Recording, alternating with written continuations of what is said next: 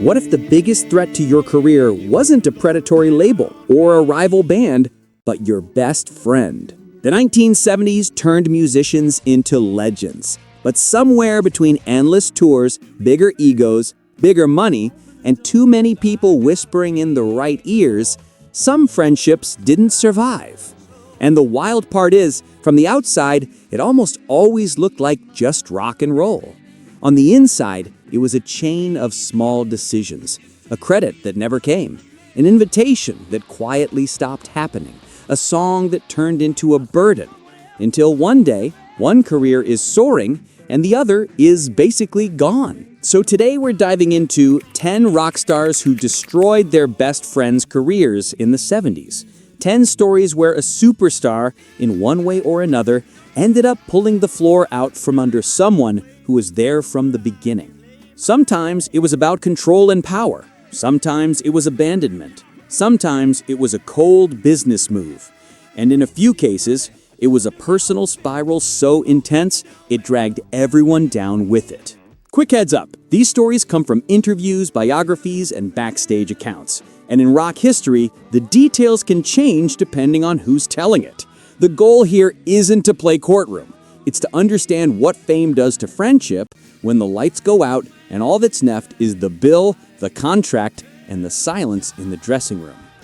We're counting down from number 10 to number 1, and every chapter is tied to a song or an era that captures the moment things shifted.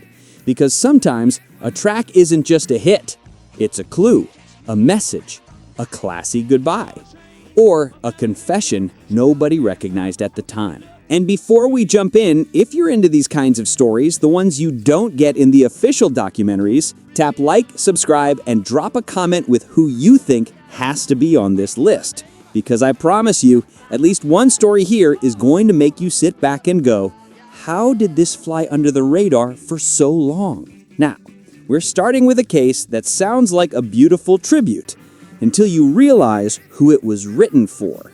Because number 10 is about a band that became massive and a friend who got left behind like he'd never existed at all.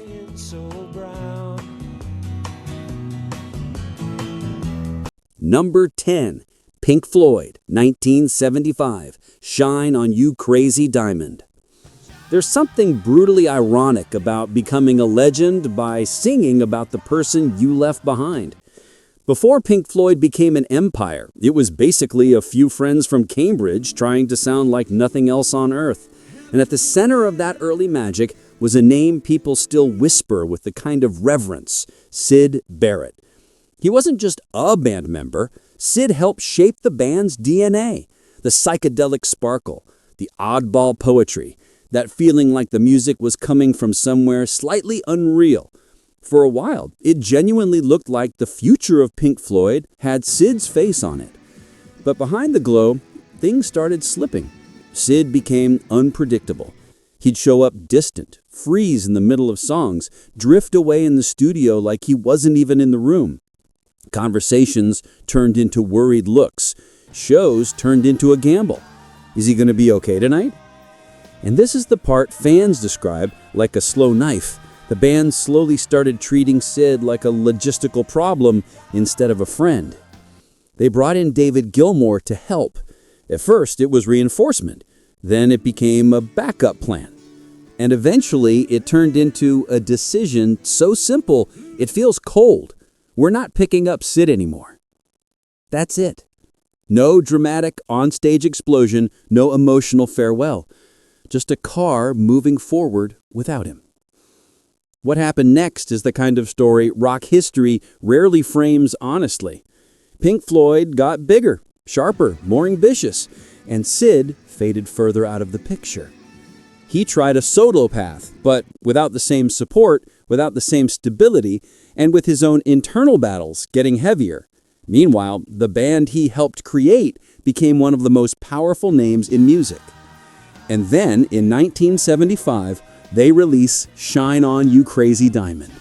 Most people hear a masterpiece, but once you know who it's for, it sounds like something else too.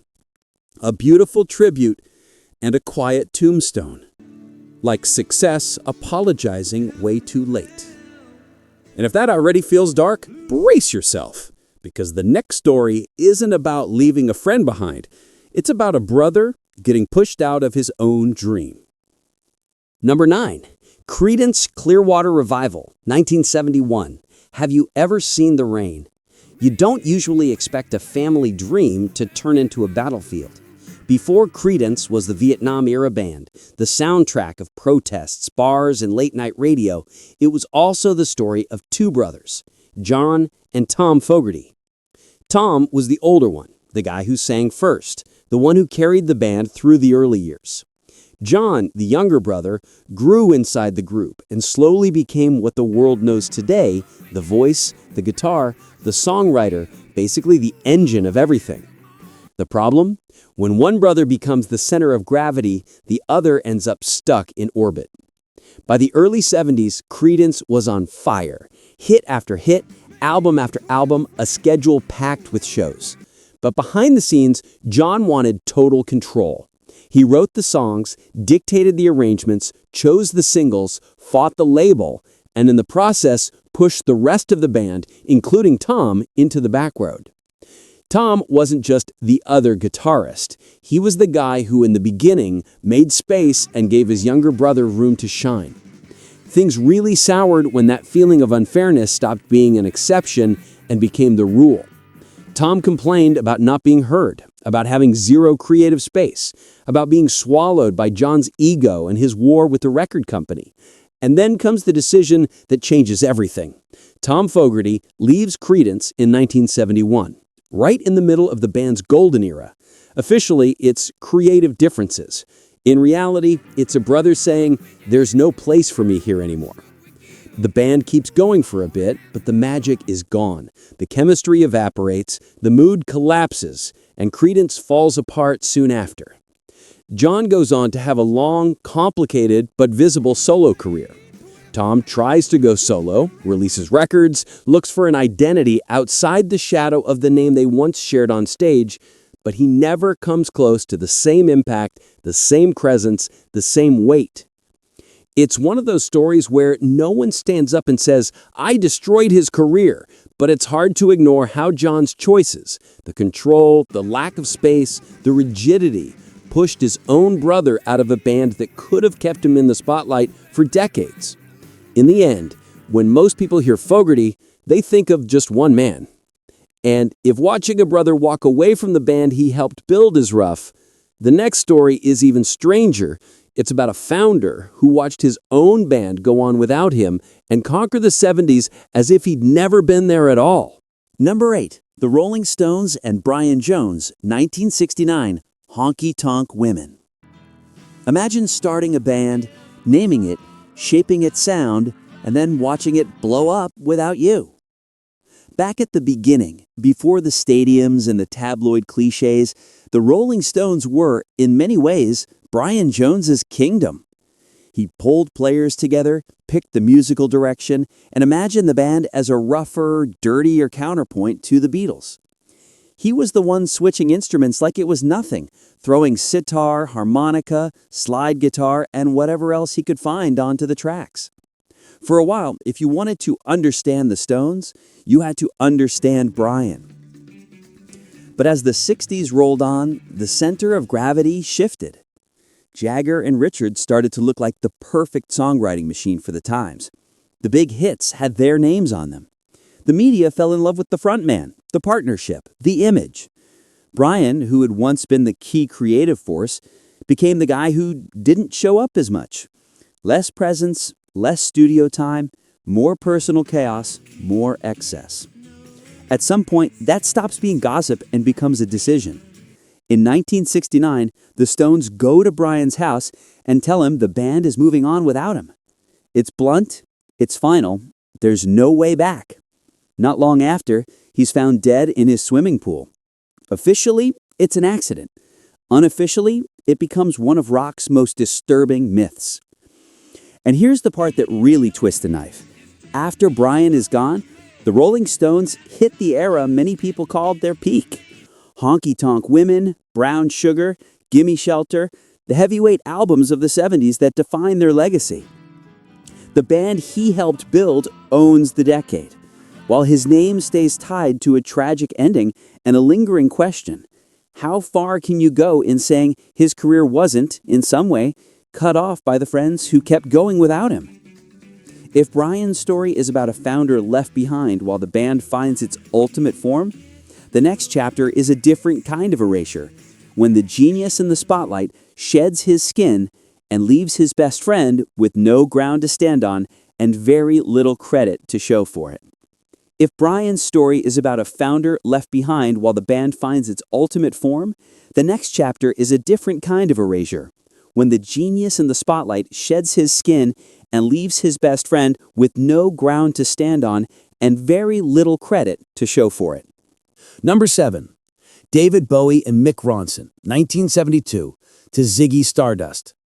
Sometimes the price of a rock star's reinvention is someone else's entire career. When you think of David Bowie in the 70s, you probably see the chameleon, glitter, impossible hair, poses from another planet. But behind a lot of that impact stood a quiet guy in a simple jacket with a deadly guitar tone, Mick Ronson. He wasn't just the guitarist at the moment. Ronson was the right hand, the sonic architect, the kind of friend who didn't need to be on the cover to hold the whole thing together. During the Ziggy Stardust era, Ronson was doing almost everything: razor-sharp guitar lines, huge arrangements, piano parts, even orchestral touches that made the songs feel bigger than rock. Bowie was the face, the myth, the unforgettable interview. Ronson was the one making sure it all worked night after night, session after session. But fast-moving success is rarely kind to anyone who isn't center dead. As Bowie's star rose, 3 uncomfortable truths set in. The money wasn't being split fairly, the credit leaned heavily toward the name on the marquee, and the Ziggy persona started swallowing everyone around it. Ronson was being paid like a hired gun, not like someone helping to define an entire era of Bowie's sound. Then comes the infamous moment. Bowie announces on stage that this will be the last show we'll ever do. The audience thinks he's killing off Ziggy. For the Spiders from Mars, it's pretty much a live firing. Overnight, the friend who powered the glam revolution realizes that the next chapter doesn't really include him. After that, Bowie moves on. New styles, new bands, new cities, new sounds. He dives into soul, into Berlin, into the massive pop universe of the 80s. Ronson releases solo albums, produces other artists, does important work, but as a front-facing artist in his own right, he never gets close to the visibility he might have had if that partnership had evolved differently. To most of the world, he becomes Bowie's Ziggy-era guitarist, a footnote in someone else's legend. It's not that Bowie sat down and said, "I'm going to destroy this guy's career." But it's hard to ignore that when he shed his skin, the person who paid the heaviest price was the friend who helped stitch that skin together. And if this was a story about a chameleon outgrowing his closest ally, the next one is far more down to earth. A pub band, a brotherhood vibe, and a front man who became too big to fit on the same stage as the partner who helped him get there. Number 6. Ooh La La, Faces and Ronnie Laine, 1973. Some betrayals don't show up as screaming fights. They show up quietly on album covers and tour posters. Faces were the definition of a pub band. Loud, messy, funny, and held together by this sense that everyone was in the same chaos. At the center of it, 2 names stood out: Rod Stewart, the charismatic frontman, and Ronnie Laine, the bassist, songwriter, and emotional core. Ronnie had already made a name for himself in Small Faces, bringing melody, lyrics, and heart. With Faces, it felt like he'd finally found the perfect balance between drunken fun and genuine soul. But as the band got bigger, something else started racing ahead even faster. Rod Stewart's solo career. Maggie May, the radio hits, the growing fame. Suddenly, Faces gigs felt like the side project, sandwiched between Rod's own obligations. And then the details started telling a harsher story.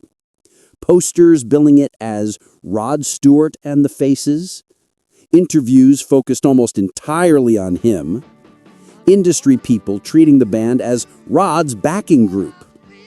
For Ronnie, this wasn't just about ego. It was about identity. He saw the band as a family, a shared project. He saw the songs as the product of multiple hands and heads. And by the time they hit the ooh la la era, that frustration had boiled over. Rod was showing up less in the studio, almost detached, and the record that should have been a moment of unity ended up symbolizing how far apart they'd grown. In the end, Ronnie Laine makes the move that hurts the most when you feel like the dream has a new owner. He walks away. He leaves the band he helped glue together, the sound he helped define. Rod keeps going, bigger and bigger, turning into a long-running, multi-million-selling solo giant. Ronnie heads into smaller, more personal projects. Beautiful, heartfelt music, but without the same reach, without the same machine behind him. No one writes it down in legal language, but the message is clear. When all the spotlight is pulled toward one face, the rest of the band ends up in the dark. And in Ronnie Laine's case, that darkness meant a career that could have gone much further if things had been even slightly fairer. If this was the story of a frontman who grew so large he swallowed his own band, the next chapter cuts even closer to the bone. It's about a childhood best friend, the guy who helped build everything from the ground up, only to find out that the arena-sized dream was going to happen without him on stage. Number 5. Aerosmith and Ray Tabano, 1973, Dream On. Not every rock betrayal happens when the band's selling out stadiums. Some of them happen before the big break, when it's still just a bunch of kids dreaming way above their pay grade. Long before the arenas, the celebrity cameos and music videos, and Aerosmith becoming shorthand for American rock, there were two neighborhood kids, Steven Tyler and Ray Tabano. They grew up together, shared inside jokes, traded early riffs, started their first band side by side. When the idea of building something serious started to form, Ray was there. He wasn't just another guitarist. He was the guy who believed right along with Steven when the whole thing still sounded like a long shot. When Aerosmith finally comes together, Ray joins as rhythm guitarist. They play tiny venues, ride around in beat-up vans, scrape by. It's not glamorous, it's stubborn. But as the band's sound gets tighter and heavier, one uncomfortable truth starts creeping in. Ray doesn't have the same technical punch as the others. In the ruthless logic of we either step up or disappear, that becomes a problem. Then comes the cold moment. Ray Tabano is replaced by Brad Whitford. On paper, it's a professional decision. In real life, it's a best friend finding out that the dream they built together is going to keep moving without him on stage. And the story still doesn't end there. Instead of vanishing, Ray sticks around, just not under the lights. He helps set up the band's office, runs the legendary Aerosmith warehouse, handles merch, pitches in on logo ideas, coordinates the fan club. While the spotlight starts heating up, he's in the background, keeping the machine running so other people can shine. Years later, there's another cut. Ray is let go from the Aerosmith operation altogether. The band finally explodes, records classic albums, survives its own collapse, and returns as a full-blown legend. Ray goes another way entirely, works as a chef, starts businesses, becomes that odd character in the band's history, the friend who was there for every early chapter, but whom the wider world barely knows by name. It's hard to claim Steven set out to destroy his best friend's career, but in the end, the choices made by the band and its frontman closed every onstage door for someone who helped build the house. The bitter twist? One of the songs that defined their early rise is called Dream On, and it's exactly Ray's dream of being on that stage that got left outside. If this was the story of a childhood friend slowly pushed from center stage to the back room and then out of frame, the next chapter is even more delicate. It's about a trusted partner who helped an ex-Beatle rebuild his life only to find out that the emotional check and the financial one didn't carry the same weight. Number 4. Wings and Denny Laine, 1977, Mull of Kintyre. Some friendships survive the end of a band. Some even survive the end of the Beatles. But not all of them survive the bank statement. When the Beatles broke up, a lot of people assumed none of those 4 guys could ever really go back to normal life. Paul McCartney, instead of fading, built a whole new empire, Wings. And he didn't build it alone. Right there with him was Denny Laine, ex-Moody Blues, strong musician, loyal partner. To the world, Wings looked like Paul's band. To Denny, it felt like a new musical family, one where he wasn't just a hired extra. Through the 70s, Denny was everywhere, singing, playing, co-writing, holding down the stage when Paul needed a breath. He wasn't a rotating guest. He was the guy standing there when nobody really knew what life after the Beatles would look like. That loyalty seemed to pay off in moments like Mull of Kintyre, that big, misty, bagpipe-soaked ballad that blew up in 1977 and became one of the best-selling singles in UK history. But behind that gentle melody, the numbers weren't so pretty. Denny Laine co-wrote the song with Paul, yet over the years, his interviews and comments revealed a bitter undertone. He felt the financial balance between them never truly matched how much he had poured into the Wings era. While Paul had an empire of publishing, properties, and long-term security, Denny ran into money problems so seriously that later on, he sold off rights and shares for far less than they would have been worth over a lifetime. Publicly, the narrative was always Paul McCartney and his band. To casual fans, Denny was that other guy in Wings.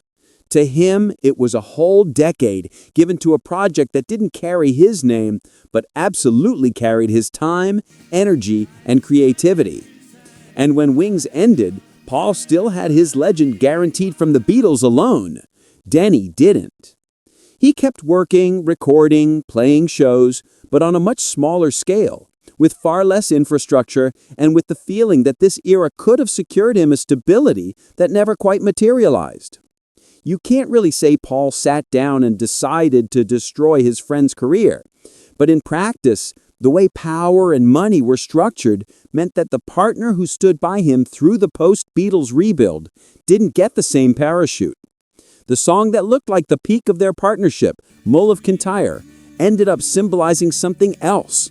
The moment they climbed to the top side by side, only one of them had a permanent elevator waiting.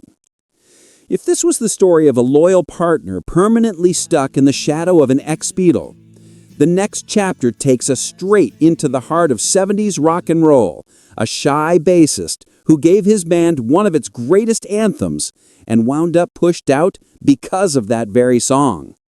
Number 3. Eagles and Randy Meisner, 1975, Take It to the Limit. Sometimes the song that makes your career is also the one that breaks it.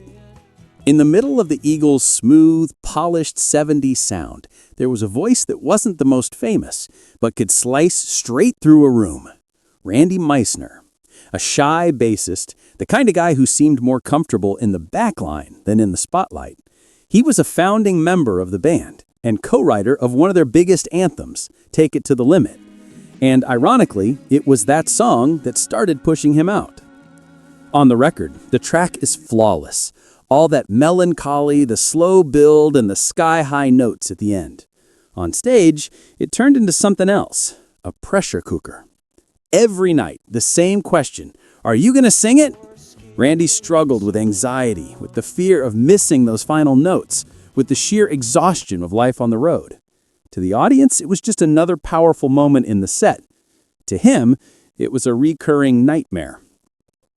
On the other side, Glenn Frey and the rest of the band saw the song as a non-negotiable highlight. They wanted the maximum impact every single show.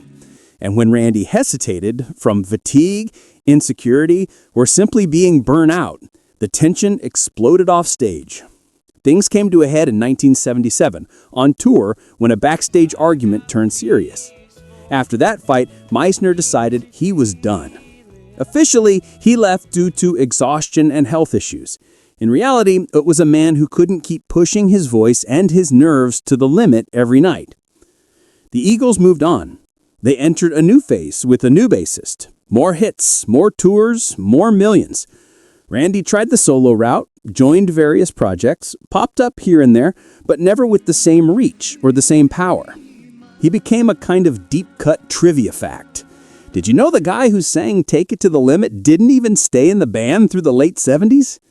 It's not like the Eagles sat down and plotted to destroy his friend's life, but the mix of pressure, lack of empathy, and cold band decisions turned the song that should have been Randy's greatest triumph into the trigger for his exit. It's as if the anthem demanded more of him than any friendship ever should. If this was the story of a quiet founder pushed past breaking point, the next case zooms out to an even bigger scale. Forget one band member, now we're talking about a front man whose collapse dragged an entire group down with him, taking friends, family, and everyone who'd bet their careers on his genius. Number 2. Sly and the Family Stone, 1971, Family Affair. What if the biggest threat to your career wasn't outside the band, but the very person you trusted the most? In the late 60s and early 70s, Sly and the Family Stone looked like the perfect band for a new world. Multiracial, blending funk, soul, rock, and psychedelia, singing about unity, anger, peace, and hope all at once. They weren't just a group of musicians, they were a living statement. And at the center stood Sly Stone, charismatic, wildly creative, unpredictable. The kind of genius that makes everyone around him bet not just time, but their entire lives on that vision. The problem is, when that genius starts to spiral, nobody walks away untouched. After huge milestones like Everyday People and Stand, the band hits Family Affair in the early 70s with a darker, moodier, more introspective sound. It's the perfect snapshot of something people would only fully grasp later. Behind the brilliant music, everything was cracking. Sly was showing up extremely late, missing shows, making last-minute calls that left managers, audiences, and, most of all, his own bandmates in impossible situations. The Family Stone members weren't just co-workers, they were friends, siblings, believers, people who had gone all in on him. Some had turned down other gigs, others walked away from safer paths because they truly thought that staying with Sly meant they'd all rise together. But as cancellations piled up, the band's reputation went into free fall. Promoters stopped trusting them. Tours started collapsing. Big invitations quietly stopped coming. At some point, this wasn't about a misunderstood genius anymore. It was about an entire team being chained to one man's collapse. And in career terms, that's brutal. Many of the Family Stone musicians had the talent to succeed elsewhere, but now they carried the stigma of being part of a chaotic, unreliable act. The name Sly of the Family Stone, which once opened doors, started slamming them shut. Sly remained a legend, surrounded by stories, myths, and controversy, but a lot of the people who trusted him spent the rest of their lives trying to rebuild on ground that had already caved in. None of them ever had that same stage, that same visibility, that same lightning in a bottle moment again. It's one of those stories where nobody needs to say, "He ruined my career." You just look at the wreckage, the missed shows, the lost contracts, the shattered reputation, and it's clear that for many inside the Family Stone, betting on Sly meant climbing to the top and then crashing down right beside him. If this was the tale of a frontman whose implosion dragged an entire band down, the final story is even more personal. It's about a family that seemed unbreakable until one friend took the artistic and financial wheel and, in the other's eyes, left everybody else on the side of the road. Number 1. The Band and Levon Helm with The Weight. Some bands don't feel like coworkers. They feel like a family, which is exactly why, when things go wrong, it cuts a lot deeper. Before they were the band behind the band with Bob Dylan, before the fancy farewell concert, before the classic rock documentary, the band was just a bunch of guys sharing the road, cheap motel rooms, and stories that sounded half myth, half confession. At the center of it, Two names were tied together like war buddies. Robbie Robertson, the guitarist who became the strategic brain, and Levon Helm, the drummer with that dusty, unmistakable Southern voice. The Wait, back in the late 60s, is like the band's calling card, a song that feels old and timeless at the same time. But while Robbie's name began to dominate the songwriting credits, Levon started to feel something else settling in. A power imbalance that didn't match the whole "we're all brothers here" image. As the 70s rolled on, more and more accounts pointed to a growing gap. Robbie got closer to the label, to management, to the business side. Songwriting credits stacked up in his column, which in the real world means a simple thing: steady royalty money. Meanwhile, Levon and the others logged more miles, more wear and tear, more bad habits, more risk, and far less financial security. The breaking point came with the idea of ending their touring days in one grand gesture: the last waltz. To the audience, it was a legendary concert, a love letter to a chapter coming to a close. To Levon, at least according to the way he later told it, it felt like something else entirely.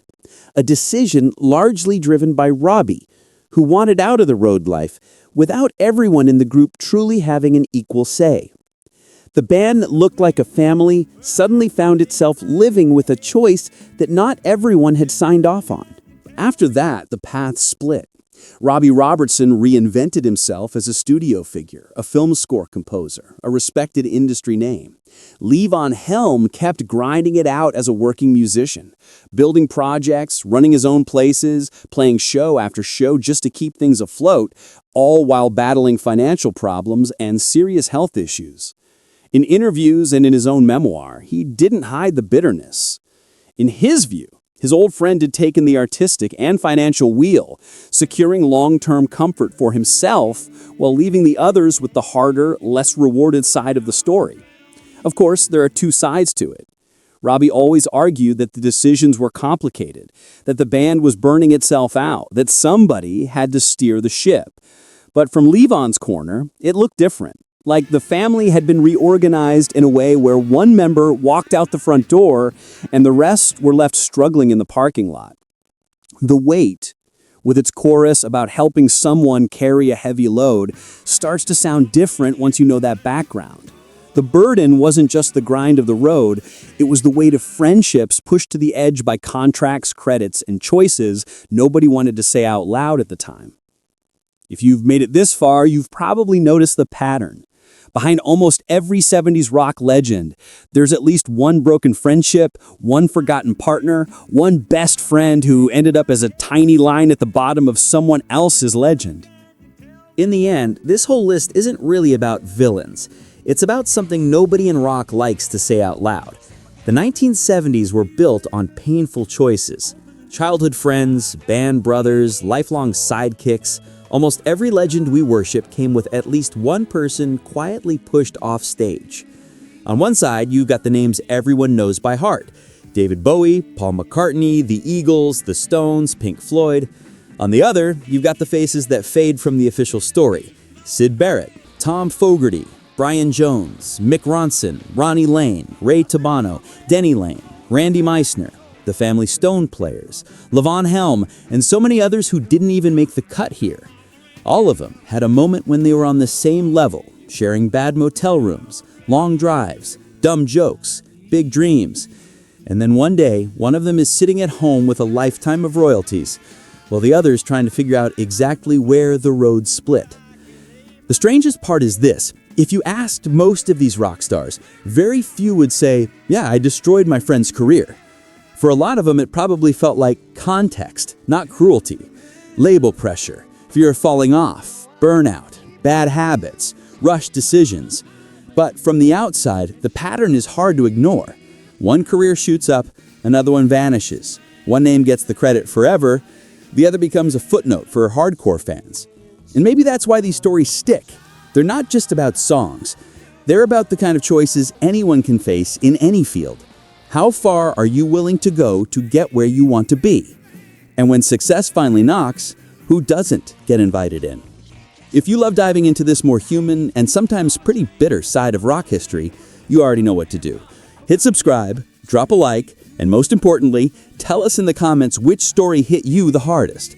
Was it Syd Barrett being immortalized by the band that left him behind? The forgotten brother in Creedence? The loyal partner stuck in the shadow of an ex-Beatle? Or someone you don't think even belongs on this list? And while you're there, throw in your ideas for a part 2. Betrayals in the 80s, metal band meltdowns, silent feuds in pop. There are way more careers quietly derailed in the background than any official biography will ever admit. At the end of the day, the records stay on the shelf, the streams keep climbing, and the legends stay legendary. But behind every classic from the 70s, it's always worth asking, who paid the price for this song to exist?